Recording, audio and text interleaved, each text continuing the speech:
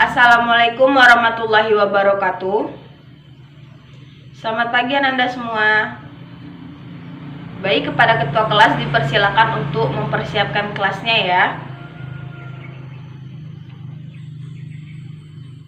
Baik, terima kasih kepada ketua kelas. Sekarang Ibu akan mengambil absen.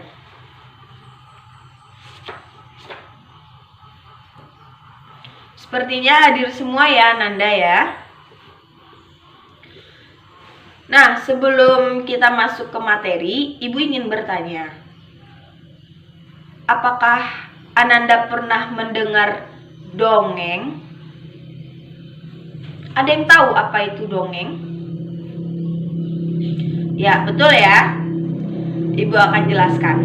Dongeng adalah cerita prosa rakyat yang dianggap tidak benar-benar terjadi atau fiktif.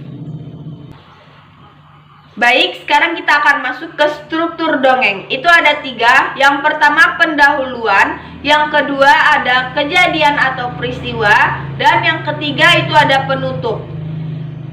Pendahuluan.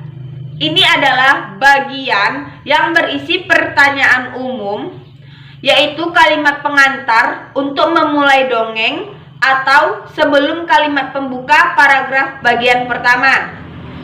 Kejadian atau peristiwa itu merupakan kejadian, ceritanya disusun sesuai dengan urutan waktu atau kronologi. Yang ketiga, penutup. Dalam penutup biasanya terdapat suatu pertanyaan umum berupa pesan moral maupun komentar tentang kebaikan yang dapat mengalahkan kejahatan.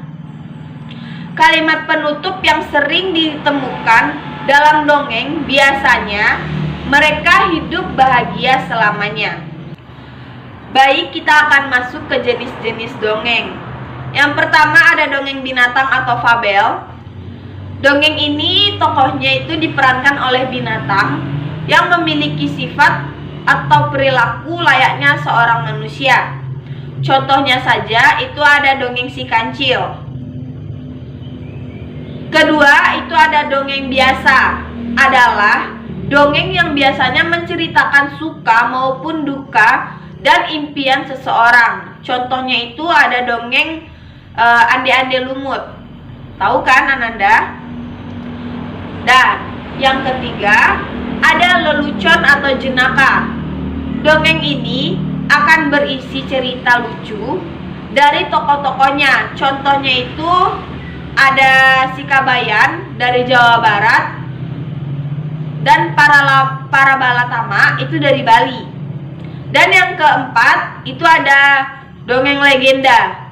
Dongeng legenda ini merupakan cerita yang berhubungan dengan asal muasal atau sejarah dari suatu tempat. Contohnya itu ada Danau Toba, Candi Prambanan, dan Tangkuban Perahu.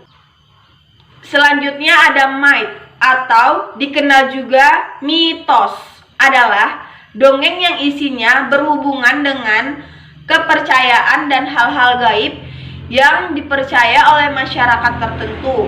Contohnya itu ada Roro Jonggrang dan Nyi Roro Kidul. Selanjutnya ada sake atau dongeng yang menceritakan mengenai sejarah dengan campuran fantasi dari masyarakat.